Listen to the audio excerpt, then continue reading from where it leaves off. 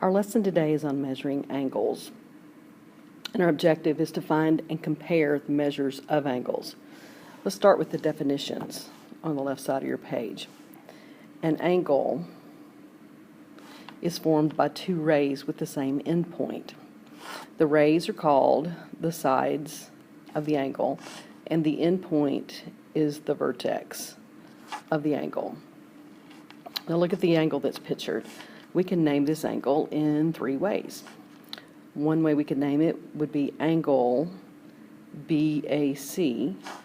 Note that the vertex of the angle, when you name it with three letters, is always the middle letter that you name. Since it does have a number associated with it, I could name it angle 1. And since it's just one angle with one vertex, it doesn't share it with another angle, I could also call it angle A. The interior of an angle are all of the angles that are inside the angle. And of course the exterior of the angle are all of the points that are on the outside of the angle.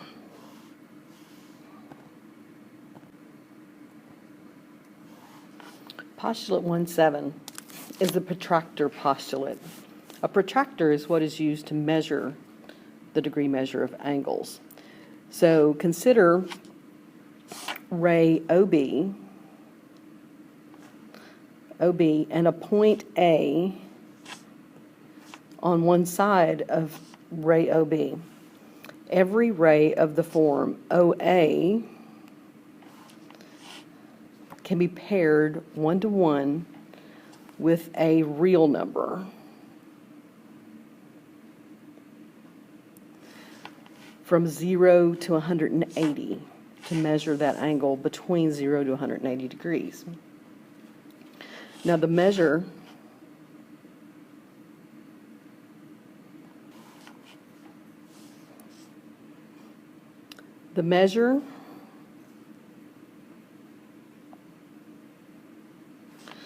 of angle COD in the angle on the right is the absolute value of the difference of the real numbers paired with ray OC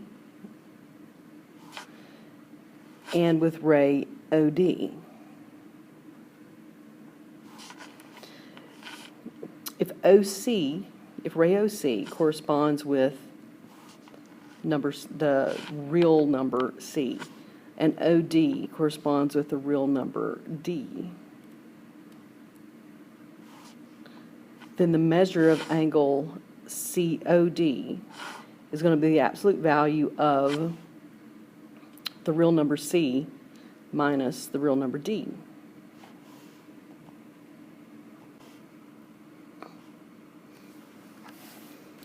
To categorize angles, an angle that is a degree measure between 0 and 90 is called an acute angle. And the angle that is exactly 90 degrees is a right angle. An angle that is between 90 degrees and 180 degrees is obtuse. And an angle that forms a straight line is called a straight angle. Now, angles with the same measure are called congruent angles.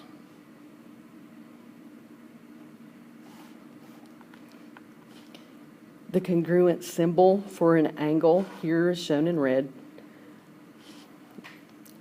So angle A with a congruence mark and angle B with this congruence mark are called congruent angles because they have the same measure.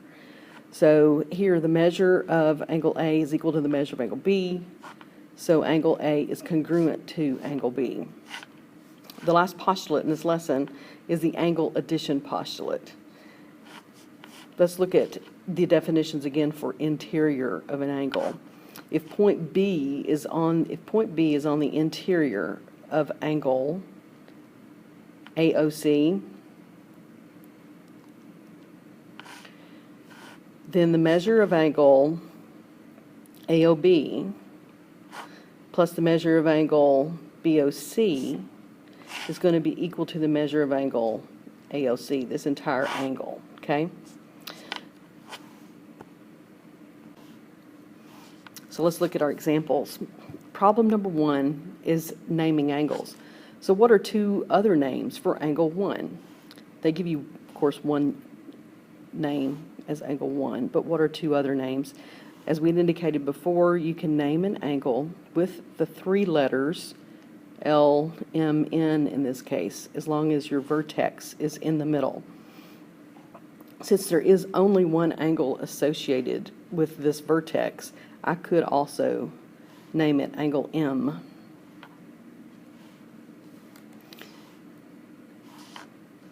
Measuring and classifying angles, problem number 2.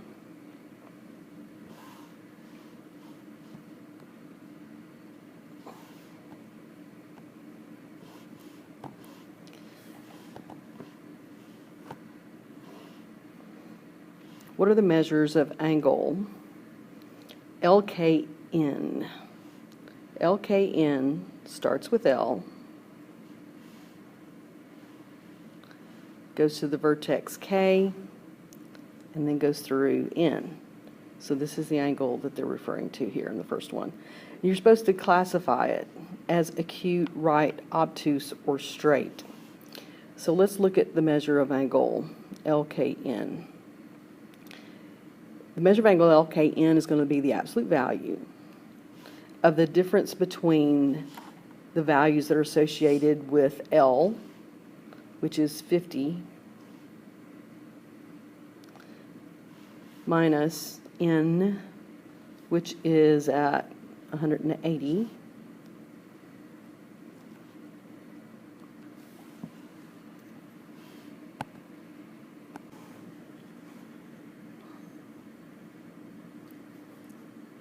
measure of angle LKN, as we were saying, is 50 minus 180, which is the absolute value of a negative 130, which is an angle measure of 130 degrees. And since it is between 90 and 180, that classifies that angle as obtuse. The measure of angle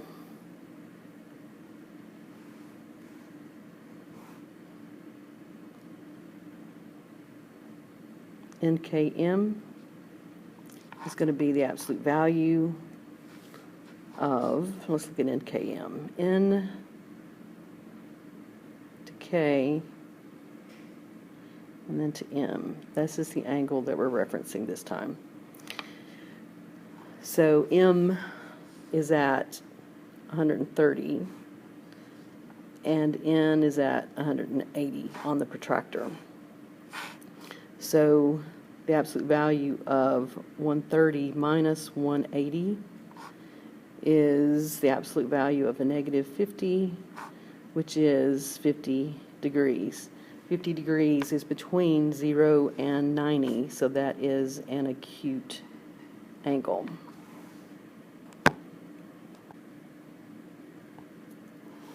The last angle that they asked for is the measure of angle JKN. JKN goes from J to K and over to N. There's the angle we were talking about there. So that's going to be the absolute value of 90, because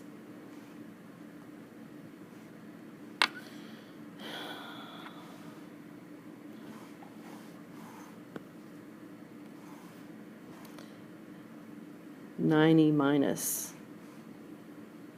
180. So that is the absolute value of a negative 90, which is 90 degrees. And since it is exactly 90 degrees, that is a right angle.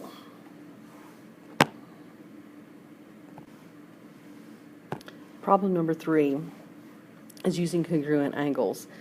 So it tells you to use the diagram below and indicate which angle is congruent to WBM. So we're going to look at congruence markings. WBM, let's find that angle. Starts with W.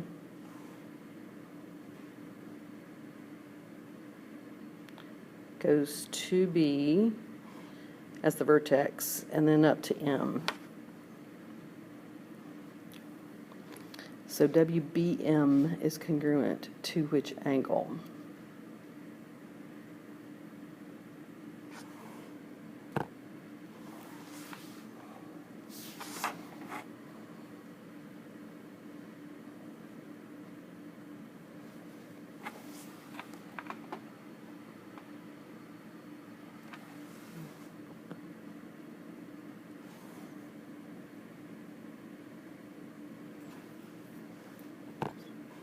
It's difficult to see in this drawing because it's small, but in WBM there is a small congruence marking. You look for the same marking, and you find the same marking in angle AED. So angle WBM is congruent to angle AED.